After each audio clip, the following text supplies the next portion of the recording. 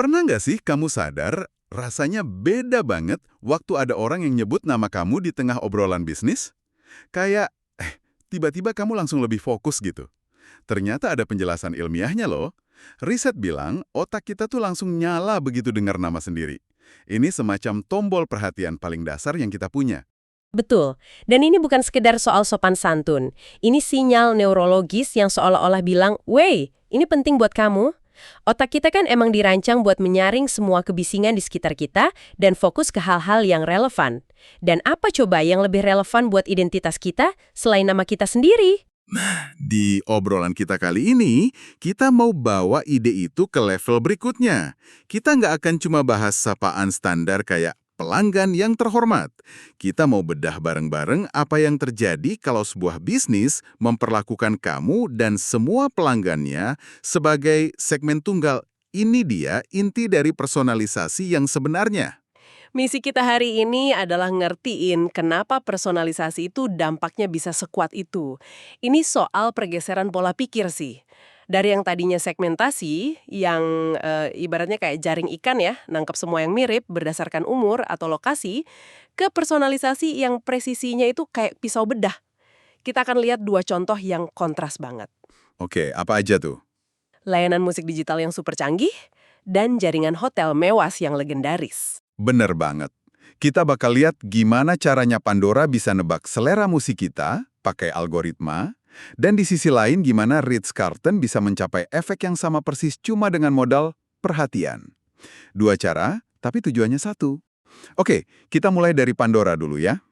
Coba deh kamu bayangin sebuah stasiun radio yang bukan cuma muterin lagu yang kamu suka, tapi juga ngenalin kamu ke musik baru yang entah kenapa kamu langsung nyantol.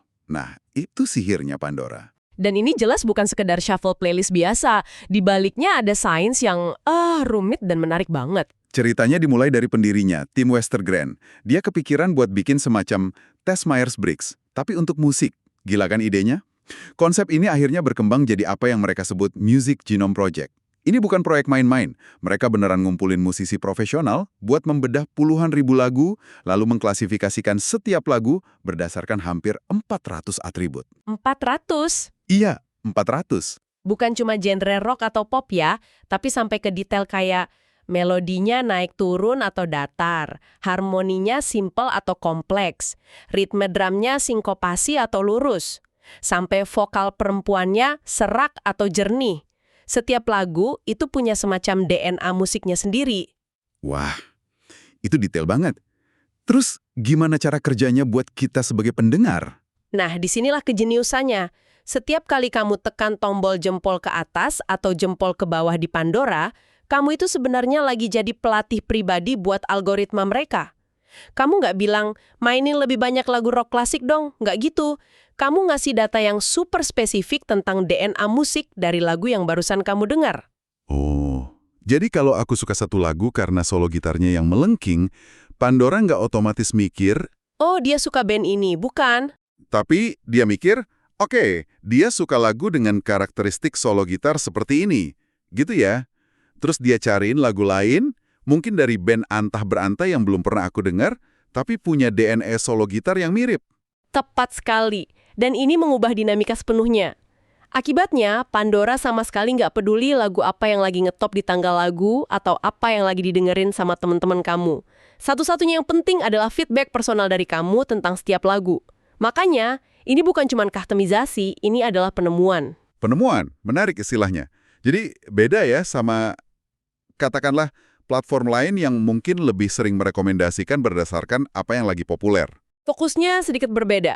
Pandora secara fundamental dirancang untuk jadi alat penemuan musik personal.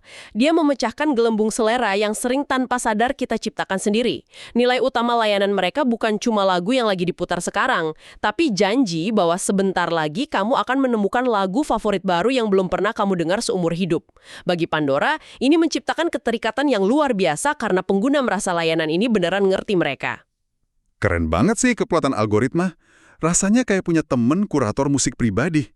Tapi aku jadi mikir, apa personalisasi sedalam ini harus selalu pakai teknologi canggih dan data yang rumit? Bisa nggak ya kita dapat efek yang sama tapi modalnya empati manusia? Ini langsung bikin aku kepikiran Ritz-Carlton. Nah, ini dia sisi lain dari koin yang sama. Di sini kita lihat personalisasi yang digerakkan bukan oleh big data, tapi oleh pengamatan tulus dan pemberdayaan karyawan. Ada satu cerita dari hotel mereka di Dubai yang menurutku luar biasa banget. Jadi, ada seorang pelayan yang nggak sengaja dengar seorang tamu pria ngobrol, dia sedih karena istrinya yang pakai kursi roda nggak bisa ikut menikmati pantai. Si pelayan ini nggak disuruh siapa-siapa, tapi dia inisiatif laporin obrolan itu ke tim maintenance. Dan tebak apa yang terjadi besoknya? Tim maintenance sudah bangun jalan setapak dari kayu sampai ke bibir pantai. Gak cuma itu, staf restoran juga udah nyiapin tenda pribadi buat pasangan itu biar bisa makan malam romantis di sana. Wow, serius? Gila kan? Bayangin perasaan pasangan itu. Satu keluhan kecil yang nggak sengaja terdengar bisa berubah jadi pengalaman seumur hidup. Itu benar-benar level yang berbeda. Cerita itu contoh sempurna dari prinsip yang mereka pegang teguh, yang mereka sebut radar aktif, antena terpasang. Artinya setiap karyawan dilatih untuk nggak cuma merespons permintaan, tapi juga proaktif menangkap sinyal-sinyal kebutuhan tamu yang nggak terucap. Personalisasi yang paling berkesan seringkali datang dari situ, dari empati terhadap apa yang nggak diminta secara langsung. Mereka nggak cuma menyelesaikan masalah, tapi mencari kesempatan buat menciptakan keajaiban. Tapi cerita sekeren itu kedengarannya susah banget buat direplikasi. Apa itu cuma keberuntungan satu kali, atau memang ada sistem di baliknya? Pertanyaan bagus. Dan jawabannya adalah ada sistemnya. Ini bukan kebetulan. Ritz-Carlton punya sistem database global yang namanya Mystic. Nah, ini yang jadi otak di balik semua personalisasi mereka. Oke, jadi Mystic ini semacam CRM super canggih untuk perhotelan ya? Seberapa detail sih data yang mereka kumpulkan? Apa cuma preferensi bantal, atau lebih dari itu? Jauh lebih dari sekedar bantal.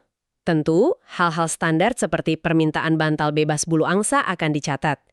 Kalau kamu minta itu di Boston, begitu kamu check-in di hotel Ritz-Carlton manapun di dunia, bantal itu udah nunggu di kamar tanpa perlu kamu minta lagi. Tapi yang bikin Mystic luar biasa adalah kemampuannya mencatat data dari radar aktif tadi. Maksudnya gimana tuh? Misalnya, seorang concierge mengetahui kamu selalu pesan air mineral merek tertentu. Itu dicatat. Atau seorang pelayan dengar kamu bilang alergi kacang. Dicatat. Mungkin kamu pernah ngobrol sama staf dan bilang kalau kamu penggemar berat tim sepak bola tertentu, itu juga bisa dicatat. Jadi, Mystic ini gabungan antara preferensi yang kamu sebutkan secara eksplisit dan observasi yang ditangkap secara implisit oleh staf. Jadi ini perpaduan yang ciamik ya. Ada teknologi, yaitu Mystic, tapi ada juga sentuhan manusianya, yaitu staf yang nggak cuma disuruh mengamati, tapi juga diberi wewenang buat langsung bertindak. Tepat. Dan kata kuncinya adalah diberi wewenang. Setiap karyawan Ritz-Carlton punya anggaran diskresi sampai $2.000 per tamu. $2.000? Iya, untuk menyelesaikan masalah atau menciptakan pengalaman istimewa tanpa perlu minta izin manajer.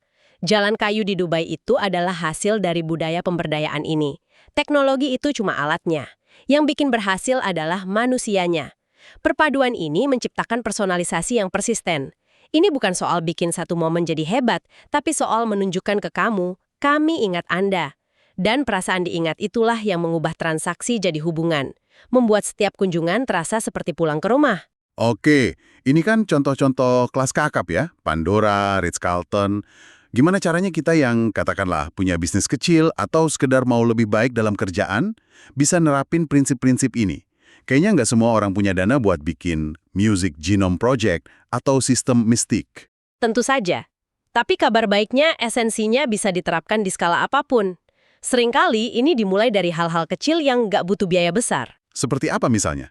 Coba kita pecah jadi beberapa tips praktis. Oke, yang pertama dan mungkin paling simpel tapi paling sering dilupakan, gunakan nama. Bukan cuma di awal, tapi coba sebut nama pelanggan di akhir interaksi. Baik Pak Budi, semuanya sudah beres. Efeknya beda. Dan jangan ragu juga pakai nama kita sendiri. Dengan saya, Rina. Ini langsung memanusiakan percakapan. Benar juga. Itu sederhana, tapi dampaknya terasa.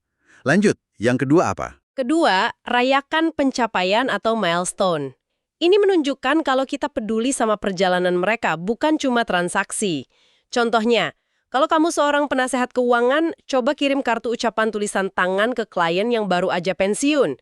Kalau bisnismu B2B dan baru selesai pasang sistem baru, coba kirim foto tim proyek klien yang sudah dibingkai. Wah, itu ide bagus.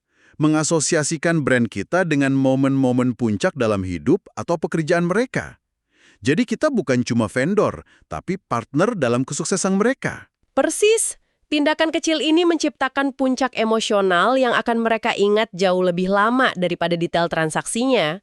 Yang ketiga, dan ini levelnya lebih proaktif, adalah perhatikan peristiwa kehidupan. Ini prinsip radar aktifnya Ritz-Carlton dalam skala yang lebih kecil. Contohnya gimana tuh? Misalkan sebuah perusahaan asuransi mobil. Berdasarkan data mereka tahu seorang nasabah punya anak yang usianya mendekati 17 tahun. Perusahaan itu bisa secara proaktif mengirim email berisi panduan dan aturan pembuatan SIM untuk remaja. Ini mengantisipasi kebutuhan bahkan sebelum nasabahnya kepikiran buat nyari sendiri. Rasanya gimana? Wah, mereka perhatian banget ya. Itu cerdas banget. Jadi kuncinya adalah menggeser fokus dari reaktif ke proaktif. Dari apa yang bisa saya bantu menjadi apa yang kira-kira akan mereka butuhkan selanjutnya. Betul. Dan untuk bisa melakukan semua ini, ada satu syarat teknis yang nggak bisa ditawar. Nggak peduli bisnisnya besar atau kecil.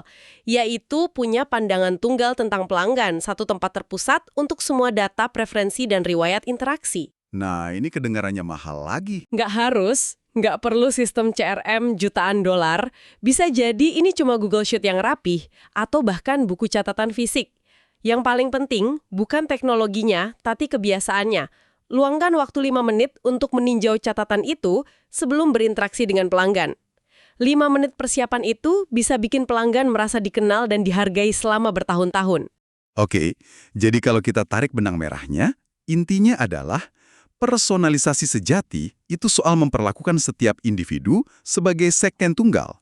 Entah itu lewat algoritma super canggih kayak Pandora yang memetakan DMA musik kamu, atau lewat pengamatan manusia yang tajam kayak staf Ritz-Carlton, tujuannya sama. Tujuannya satu, membuat orang merasa istimewa, merasa dilihat, dan dihargai sebagai seorang individu, bukan sekedar angka. Ikatan emosional yang tercipta dari perasaan dikenali dan dimengerti, inilah yang jadi fondasi loyalitas paling dalam. Ini yang membuat pelanggan dari sekedar puas menjadi sangat setia. Nah, sebagai penutup, ada satu pemikiran terakhir buat kamu renungkan. Semua sumber yang kita bahas ini kan menyoroti kekuatan personalisasi. Tapi di sisi lain, ada ketegangan yang nyata dengan isu privasi. Pertanyaannya, di dunia yang makin sadar soal data pribadi ini, di mana sih batas antara personalisasi yang bikin kita kagum dan pengawasan yang bikin kita ngeri? Dan yang lebih penting, bagaimana kamu, sebagai pelanggan, menentukan batas itu untuk dirimu sendiri?